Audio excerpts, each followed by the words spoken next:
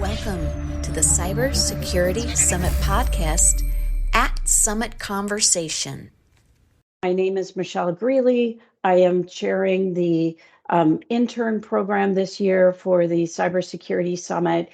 Extremely excited to have our guest executive speaker today, Mark Ritchie, join us. I met Mark several years ago in my interactions with the summit and his interactions. Mark, you're such a wonderful person to interact with and learn from. You're very generous of your time. So I appreciate your willingness to be here today. I put your little bio in the meeting invite. You are the Civilian Aide to Secretary of the Army.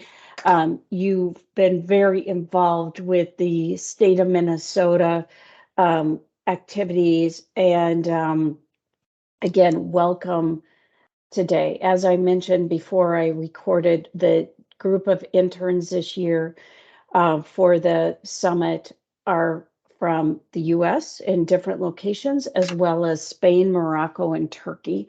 So we have a wonderful group of 8 individuals right now. We'd love to hear your story, kind of an overview of your career, how you got into the security space, advice you can give these interns, and then what keeps you up at night from a security standpoint. And then, I want to open it up to the interns for them to ask you any questions they may have, if that's okay. Perfect for me. Great.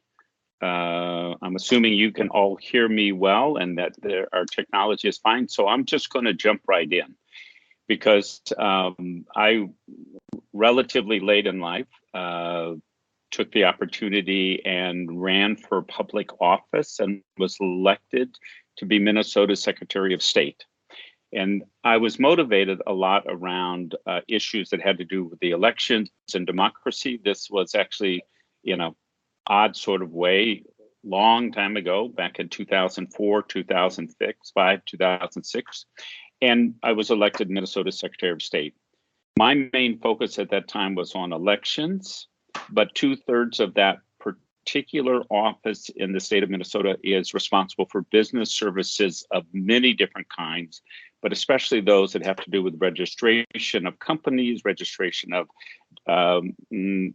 DBAs, doing business as names, notary public, apostilles, all kinds of things. And so in my process of learning my new job of Minnesota Secretary of State, something happened that we thought was very unusual, and then we began to understand was going to be very important, and that is that for one entire week back in 2008, so I'd just been in office about 1 year, our business services section of our state agency was taken down by hackers every morning, super early in the morning. And it took our entire team, and that team at that time was 1/3 of our staff, so we didn't have a small team. It took them the entire day to bring our system back up. And then the same thing happened the next day. The same thing happened the next day. I think for 4 days in a row, we were taken down. The implication of that is that people who wanted to register a company, maybe they were trying to go to a bank to open a bank account. They needed a certificate of good standing.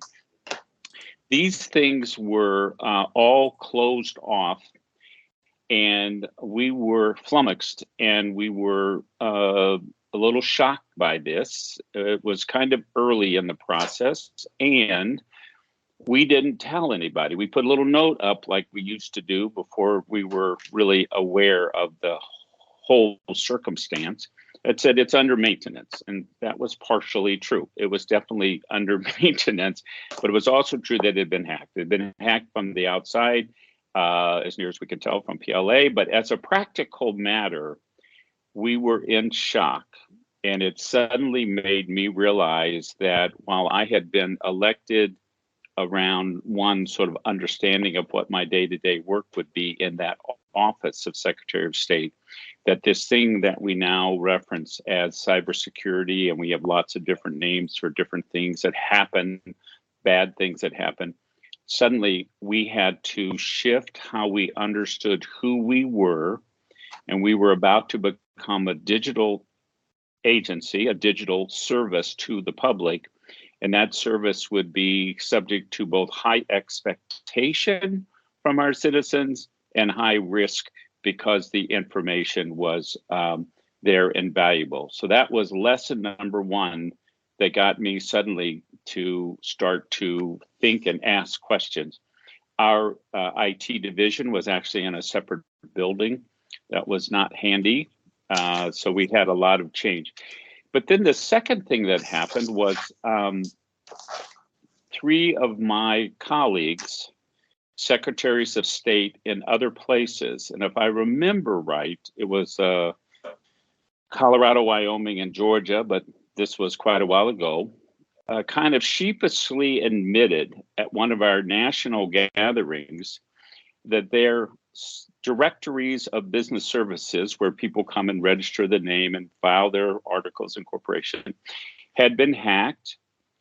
Thieves had basically stolen the business filing of them, but mostly it was medium-sized companies with very good credit ratings, just simply by switching the address, the physical address, and in some cases the email address. They then proceeded to, in this case of Colorado, I remember, order up an entire semi-load of copper pipe on credit. That copper pipe was delivered. Then that copper pipe disappeared.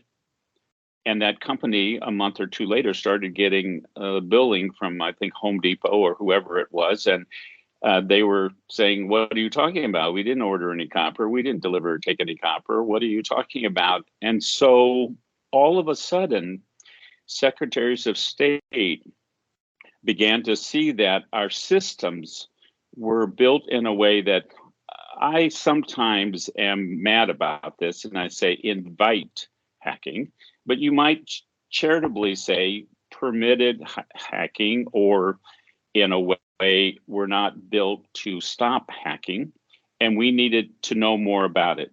And so at our annual meeting, we invited in the federal government to educate us more about this thing, which we at that point were calling hacking. And at that time, it was the Secret Service that had the greatest expertise because their job was protecting the president. The president carried around BlackBerry, et cetera. And so when they were in a room someplace, the Secret Service had to be able to say that that room was safe from shooters and from downloaders or listeners in. And so we happened to be meeting in West Virginia. The Secret Service agent in charge of this whole operation came out. I would say it scared the pants off of all of us who weren't necessarily elected as computer experts. But one other thing happened. He had a gentleman from San Francisco who was a cyber security expert. And he was really a passionate speaker about how everybody needs to protect their bank accounts. And he went on and on and on. And then he said, and oh, by the way, my bank account got drained of $1 million and I never got it back. So a guy who was asked by the Secret Service to come be an expert was a super expert, but he also shocked us in admitting and saying what had happened. Why I bring that up is that in watching him, I was remembering that when we were hacked 4 days in a row back in 2008, we didn't tell anybody.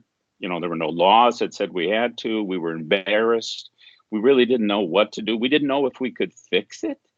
And so an element of the evolution of this area of work, this potential, and hopefully for all of you, this career, happened in fits and starts. And so for me personally, it meant that I had to devote more of my time getting an overview understanding, and then more importantly, building a team that I had to rely on to think ahead, to protect, to be advanced. And just to make it a full story. While I was elected, sort of thinking that the Minnesota Office of Secretary of State was somewhat digital at the time, I discovered that actually people were filing, but then they were being printed down and then handled manually. And my second day in office, the head of IT came and they had one of those charts of their IT projects, and they had red dots by all of them saying they were all in trouble. Okay, I got elected to protect elections. What are you telling me about this? And they basically made the argument that we had to go to the legislature and ask them to raise taxes to give the Office of Secretary of State money to actually transform the system to be online. So keep in mind, this is 2005, 2006, we're thinking about this. And for me, I had also made a campaign promise that every person in Minnesota would have the same access to the services of the Office of Secretary of State for their business filings or whatever, not just the people that live near the Twin Cities. But if you were starting a business up on the Canadian border, you should have the same opportunity, the same access. And of course, that means digital. I had fortunate situation where maybe that's the wrong word to use. There was this unfortunate situation that the State Department of Motor Vehicles was in a very deep hole on a very big IT project. It's kind of infamous, and there's a lot of newspaper headlines. And if you're not from here, you probably have heard a similar story. But our Department of Motor Vehicles was in deep trouble on a big IT project. And although the governor at that time was dead set against any new taxes and would not take a call that was a call to ask for more taxes to build out the Secretary of State system or the motor vehicle, there were other words like temporary technology enhancement fees and words like that they would decide to agree to. And our office went in with the motor vehicle and we got temporary authority to raise some fees. And we began what was an 8-year process to digitize our entire system. And it was almost done when I retired out in 8 years. I promised my wife 2 years and 2 terms, and in my 8 years, we were darn close. And we only had a few really bad weekends when we brought systems up. But I say all of that and go into the weeds a little bit because I didn't, other than the mandatory Fortran that I had to learn when I went off to college in 1968, really, I relied on everybody else because I couldn't keep up. But when I got elected, I had to take seriously the team around me and what they were able to do. I met this wonderful woman, Eileen, who was building out the idea of a regional conference to think about this and to help each other. And it was that help each other that really captured my imagination because I was never going to become an expert. I'm an expert at agricultural trade. That's what I'm an expert in. But what I was a public servant trying to make sure that all the people in my state had access. And to the extent that that meant it had to be digital, and to the extent that meant it was at risk unless we were very, very careful and vigilant, then I wasn't doing my job. And so I began being kind of a groupie at our cybersecurity summit. But I also began to meet the people who, in moments, admitted their own early moment.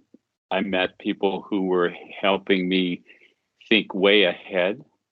I was meeting people who were warning me that it wasn't going to be just, hacking our list of businesses and stealing copper and sticking people with bills, but there would be a time where this would become a significant issue on the voter side. And when I was first elected, there was a massive movement in the country to get people to all vote on computers because that's what was cool. Luckily, people in Minnesota were aware and smarter than that, and we never went down that particular path. But in any case, there were already debates about the digital aspect of elections, but it was nothing like where we are today with the disinformation, the misinformation, the hacking, the conspiracy theories, the bringing rifles in and threatening and beating up elections. I mean, it was early days, and our focus was on the business services side because that's what was thrust upon us. But in my the good sense of my wife to say, look, 2 terms, that's it. Okay.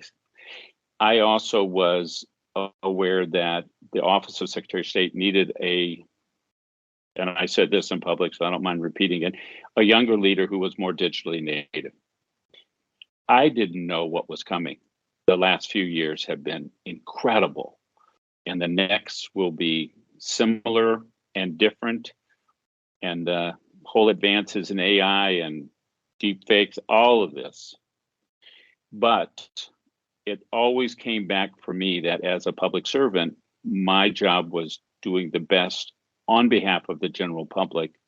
And that meant assembling a team who, with my leadership and my responsibility as the elected official responsible, that these individuals on that team would be the best and the best and brightest, and they would be collaborators with the others in our community and overseas.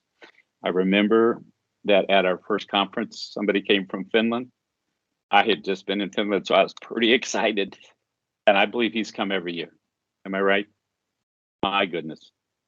And from that little pebble dropped in our very first summit came the idea that we needed to be an international conference. We needed these perspectives. We needed these partners, and to build that out self-consciously year after year. It is thrilling to me that our interns in this year are from so many countries.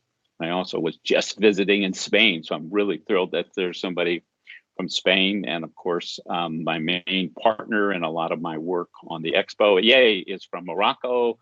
And so it's just, for me, to see our cybersecurity summit evolving in this global manner means that those other public servants, business owners, academic administrators, teachers, you name it, have the brighter future of a collaborative community that's truly global, that is really up against a globally highly coordinated hacking community, some of it actually malicious and some of it actually dangerous, but as a practical matter, having this evolution of our intern program being paralleling the internationalization of our conference and the internationalization of awareness just makes me happy. And I was thrilled to be invited to be part of this discussion this morning, and would love to just engage into a conversation. And I just saw that our intern from Spain is there somewhere, so maybe now's the moment to do quick intros. I don't want to get in the way, Michelle, of how you want to handle this. I'd love just to know who's on. Sure, yeah. And while you started, Mark, several of the interns joined us. So for you that joined a little bit late, can you please introduce yourselves? Sure, I'm Hugo. I am a computer science major from Spain. I'm studying in New York, Adelphi University. And first of all, thank you very much for being here with us today. It's been a pleasure to get to know you a little bit more and know your background and what you have accomplished. I have a question in regards to what you think the national security with other countries such as Spain are going to be like. I know Spain is considered a safe digital environment as far as I'm concerned, and I would like to know if you have encountered any type of relationships with European countries and how you have solved any problems with how the U.S. has perhaps set any boundaries or any policies within the cybersecurity world, or if you've seen that, are there any differences between the U.S. implementations for cybersecurity and compared to Europe, and how do you think they're going to be implemented in the next years? I wrote your question down because I'm going to come right back to it because I think about it a lot. I love that question. Let's get other people introduced just so I know who's there. Sherwin? Sure. Hi, Mark. Yeah. So I've been working with the Cybersecurity Summit as an intern for past 2 years now. And and it's also been pivotal for me to get a role that in the workplace. Currently working for Medtronic as a product security engineer in the neuromodulation and pelvic health unit. So med device cybersecurity. And yeah, nice to meet you, Mark. Mark, Yes. Sherwin's teacher, Chris Veltos, who we know so well, had reached out to us a few years back and said he had this bright student that already knew he wanted to be involved with healthcare medical device. And so Chris made the connection for the summit, and Sherwin started volunteering in the healthcare track and got swooped up by Medtronic, and otherwise there's a couple other companies that would have grabbed him quickly. So he is a great example of how we can help the interns get started. Great. Anybody else on? Yeah, hi. My name is Ainura. AB or Hi. A? Ainura, yeah. Yes. So I am also an intern. It's my second year being an intern. Currently, I am a data engineer for fun.com, and what I'm interested in is data security.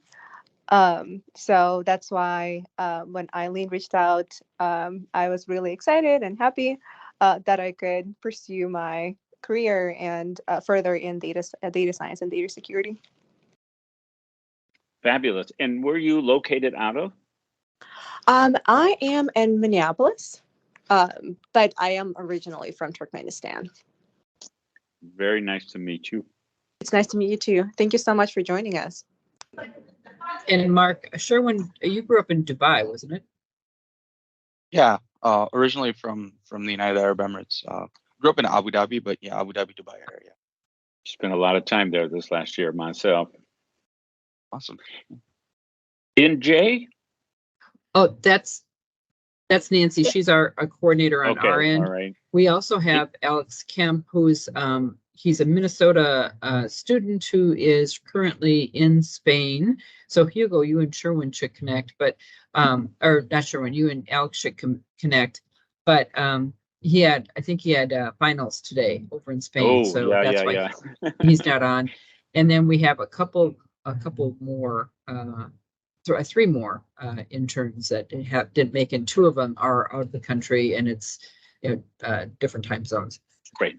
Well, so let me go back to this fabulous question about the U.S. and Europe, and of course the U.S. is 50 states, and Europe is 40 some nations, and so it's a high level question, but I was around for when Massachusetts passed its first really tough digital personal and private security protection regulations, both on the medium and on the encryption.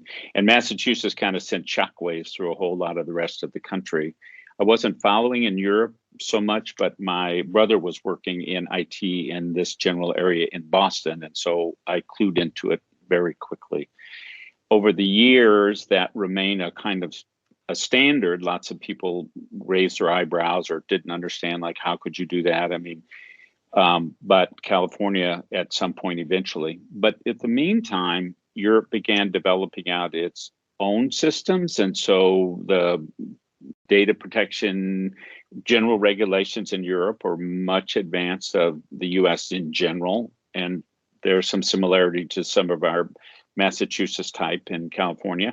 But in general, I've also watched the efforts of the various companies, various agencies to try to control the kind of the setting of global standards. Because one of the things about anything that we're talking about is that the notion that there's a border someplace and that border somehow can stop digits is just nonsense, right? And the minute somebody starts to act or speak as if, in fact, a state, a city, a country, a region can, define, we know that the conversation has to be bigger. And so my experience in kind of following this is really about trying to see what we can learn from what people are doing and adapting, and then especially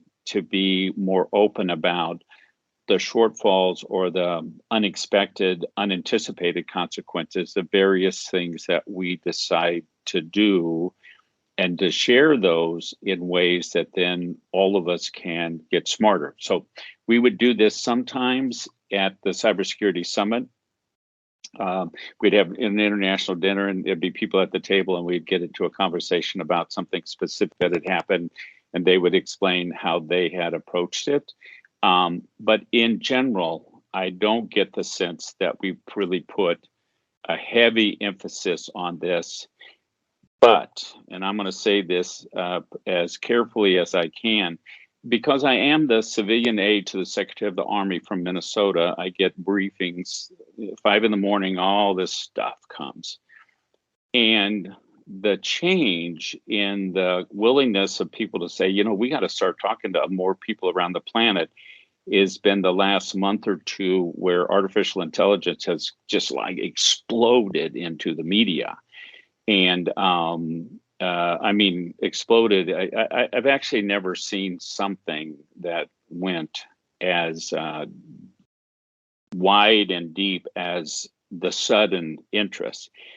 And so what I'm seeing is the beginning of conversations at one level that the US and Europe typically have very close ties to, which is within the NATO context. There's a lot of controversy in NATO and who's joining and not. And I don't want to go through all that, but what I'm seeing is that one sector, the national security sector, is going to be a very big player in how we come to see the similarities and the differences, and then how we can accommodate each other. One of the things that I've observed in most of my career has been in agriculture and in agricultural trade. I was the state of Minnesota's agricultural trade policy person for a long time. It's what I did before I was elected to office. Anyhow, in this moment, the national security aspects of our inter-country relations will be a place where a lot of the defining of policies and other things will occur. And they will come from both deep and careful thinking. Some of you on this call here will be part of that. And they'll come from inexplicable, but perhaps predictable things, like a 21-year-old able to just send on the internet for months and months and months the most sensitive spying by the US on the leaders of Europe and other friends. And so in that national security box will come a lot of the kind of critical questions will get raised in terms of information sharing. There's some special relationships with the UK, with Australia, et cetera. But the other area that I feel like is going to really change is the general part of using some vehicle to take control of a medical device, an entire hospital, an entire university, and then to ransom it just for the money. But in the process of it, endangering a water supply, endangering people whose lives depend on their electricity coming, and the other elements. And so in the broad area of national security, And in the more defined area of personal security and personal impact, these will be the places where the US and Europe share a lot of values. Don't always see everything exactly the same way, but we have a lot of the same values. And in those shared values, the greatest benefit for the planet can come if we say, oh, we have generally shared values, let's figure out some common systems, as opposed to those who would say, oh, we're slightly different than you and that's a better system and we're going to browbeat you to adopt our system. And so I've watched conversations between our country and people representing others, particularly from Europe, and I've seen US be a bully, and I've seen the US be like, hey, you've got some good things here, we've got some good things here, let's put them together. And so I'm hoping that this next generation of our experts, you interns on this call and your colleagues and friends and others, will be weighed on the side of the better angels and lift up and push out of the way those who think that bullying is the appropriate way to treat our friends. And I'm fairly outspoken about this. I, have to do a lot of working with my federal government because we're trying to get an expo in Minnesota, and you've got to work with everybody. But in general, I think there's a pressure that needs to come from those of us who are the citizens that are demanding and assisting where we can the notion of finding the best paths forward and doing it as much collaboratively as we can. Europe is the logical. Canada and Mexico are our neighbors. The Caribbean is a neighbor for sure. So we need to both be Eurocentric in a kind of large scale way, and we need to be a geocentric in remembering who's close by. Yes, Alaska's neighbor is Russia. So we're all neighbors on this planet, but there are some things that we need to maybe put in first position in terms of figuring out better ways. And I hate it that we have to go over a cliff. We have to have extraordinary violations of our humanity, like the murder of George Floyd here in Minnesota, or whatever it is you want to put your finger on. We as humans often have to have some big shocking experience that then brings about change. I don't know about all of the aspects of the next period, but I'm pretty certain that Europe is on a path of tackling more things than we are yet at the moment in the US. But maybe there's going to be a little bit more convergence as more of these sort of kind of outrageous things like this national security leak that's in the papers all the time right at the moment can occur. I'm interested in how the notion of your training, either in your university or in your company, is aware of and is bringing in the divergence between countries. Medtronic works in every country on the planet, nearly. I mean, it's thinking about all of the different things. Are you guys getting in your classroom or in your workplace the sort of, we have to think global, let's try to figure out how we work together? Are you getting that kind of messaging? Alexander, welcome. Where are you in school? I study at the University of Wisconsin-Stout, but for the semester, I'm studying in Madrid at Universidad Pontificia Comillas. Good move. Good winter to pick, by the way, just to say. I went to Spain for 2 weeks myself. Yeah. Hey, catch that contribution of the Spanish Armada to the U.S. Revolutionary War over in the Naval Museum while you're there in Madrid. Will do. So are you hearing, you're in Madrid, do you hear discussion of other, there's the EU, and then there's the non-EU, and then there's the rest of the world. Are you talking about that kind of stuff in class? Not quite as much this semester, but I know in previous semesters I've had courses that are entirely devoted to working like engineering and engineering perspectives on a global basis. Wow, great. That is good. I mean, that's another thing, architectural perspective, engineering perspective. What's the laws on intellectual property rights and patents and trademarks? I mean, there are these other things that are part of this. And Mark, Joseph is no longer an official intern because he was our intern last year and we hired him full-time this year, but he just graduated last May from St. John's University as well. That I did. Our St. John's here in Minnesota? Yep, right here in There are Minnesota. other places that have used that same name. Good. Yeah, up there in New York, no one cares about I know, that I know. St. John's. And that thing down in New Mexico, where they make you read all those long books and stuff like that. Mm-hmm. Yeah. And our St. John's did produce General Nakasone, the head of cyber computers. That it did. Yes, that was actually kind of fun when he spoke, but also Dennis McDonough, the president's chief of staff, and that's how we ended up being able to have a shot at having an expo here, is because of the president of St. John's texting his most famous alumni, Dennis McDonough, to go talk to his boss, Barack Obama, and say, you've got about 48 hours to approve this and get this to Paris by 5 o'clock before December 15th, or Minnesota's completely out of this forever. Very cool. And literally, the president of St. John's made that happen. So we love St. John's, among other places. That just brings up one just so important point. These guys are all new in their careers, and that example of networking and using your connections, how important is that?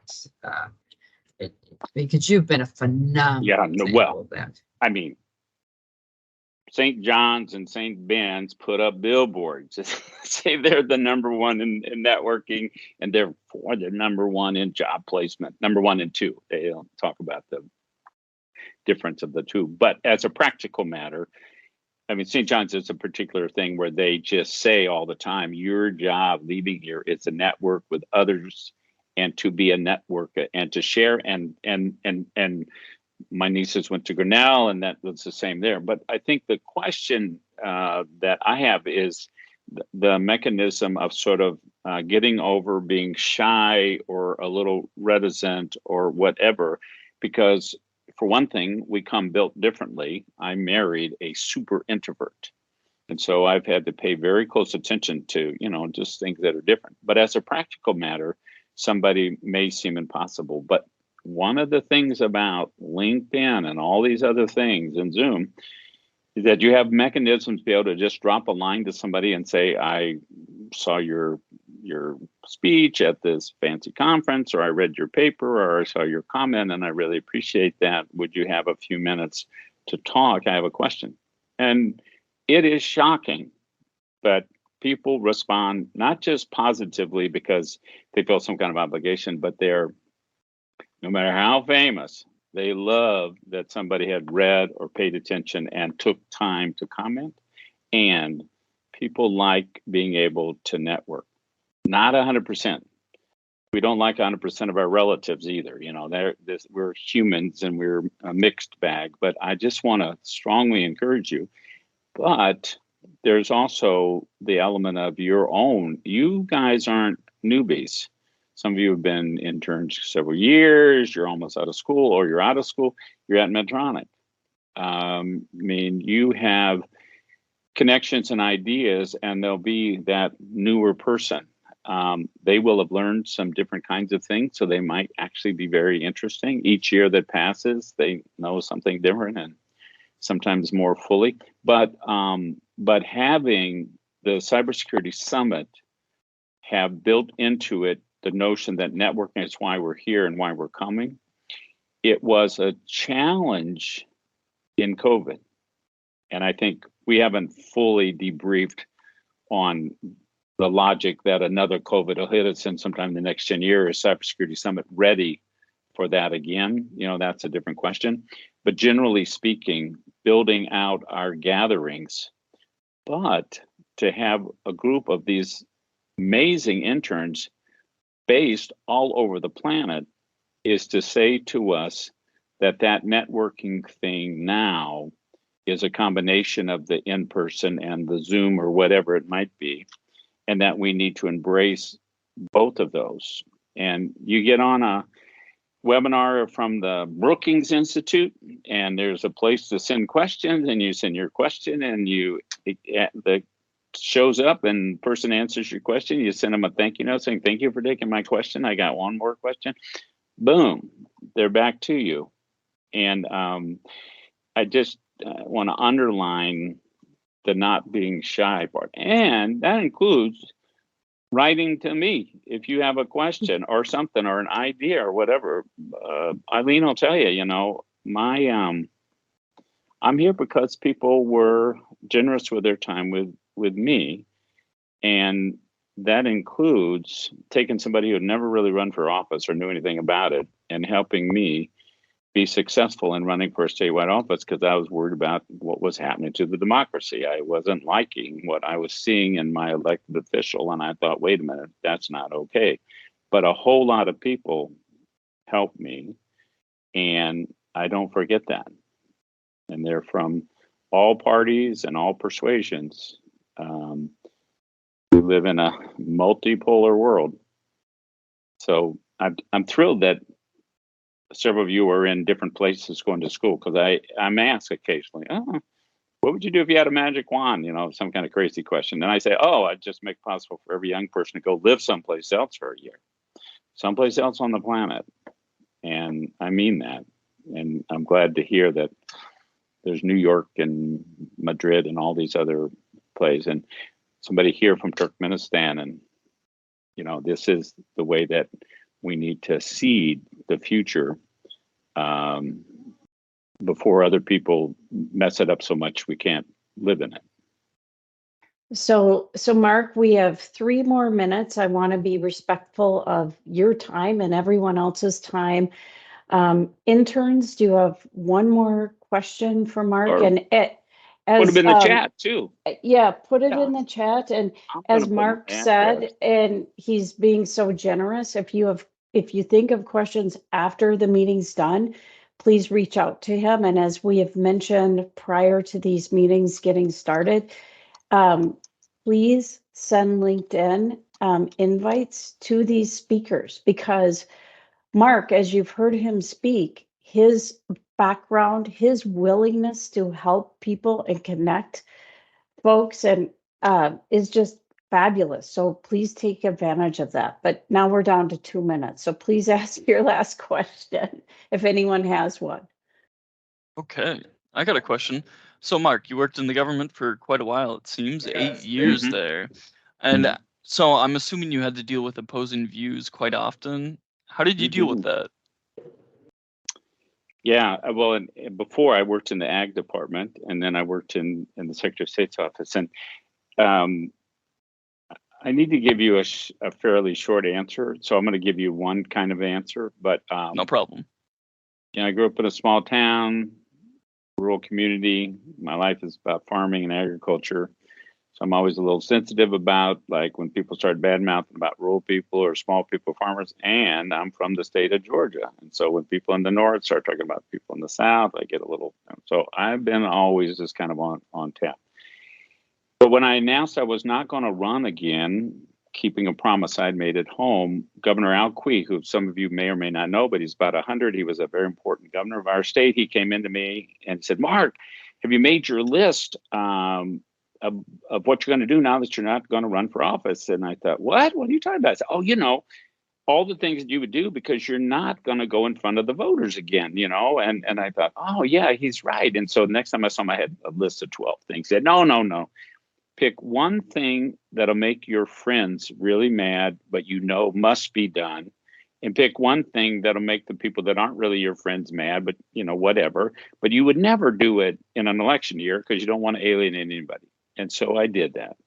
And he was absolutely right. It was a responsibility of somebody in an elected office who was not running again to take advantage of I'm not running, therefore I'm not worried about elections. Therefore, I don't want to stick the person behind me, whoever it is, because you don't know, with this bad problem or that bad problem. So that's one thing that I learned from maybe our most distinguished Republican governor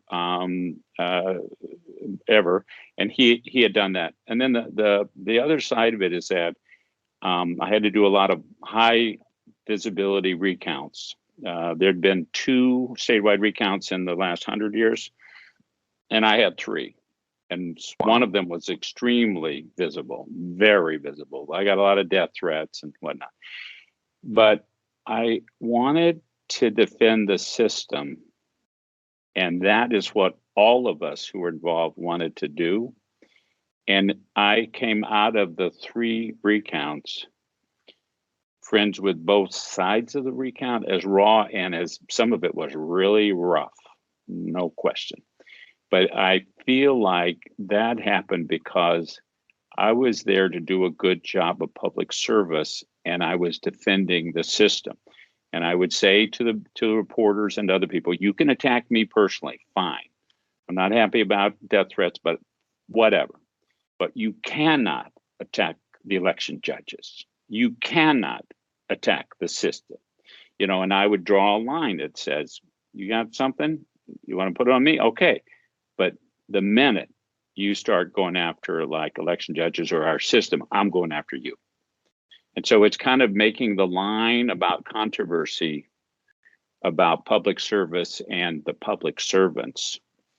And I know that in the case, like the person who really made our law work so that Minnesota could run to host an expo was Congressman Tom Emmer. He is the guy.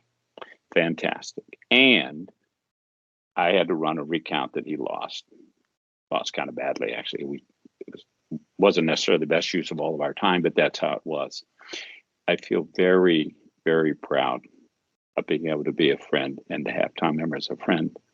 We're in different political parties, but it's keeping the humanity close at hand. And that's not always so easy, especially in a clique society where the more controversy. But I ended up finishing my career sort of near the end. One of the big time political reporters at the Capitol started in on me about what did I think Governor Pawlenty thought. So that was a way to create controversy, and then he could get in an article and a lot of people would click it because I would be saying.